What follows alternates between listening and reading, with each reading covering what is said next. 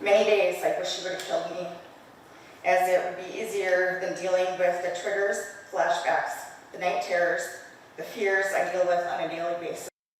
That's Melissa Walter Birnbaum, woman who was kidnapped from a Foreman bar last year, all caught on security camera.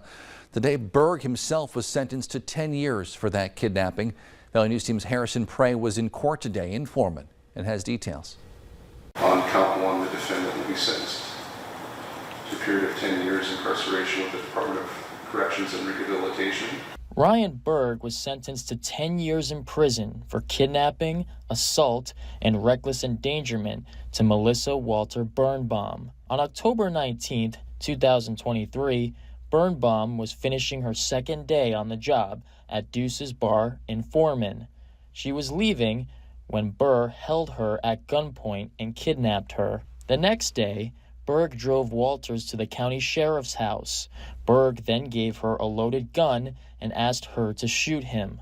She instead ran to the sheriff's door, pleading for help. The night you took me at gunpoint is the night you killed me.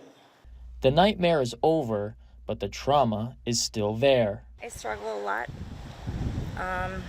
with like night terrors and triggers. I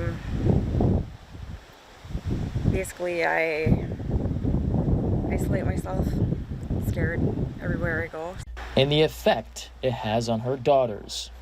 Watching my mom go through it was traumatic to me because I ended up going to her that morning after I found out, and just the dry blood on her face and like knowing that the clothes was there with the blood on it and how shaky she was, and knowing that like that was my mom was unbelievable. Walters says she never imagined that the incident would lead to how she lives her everyday life. I didn't think it would to the extent that I am enduring. Like it's daily, you know, it's hard.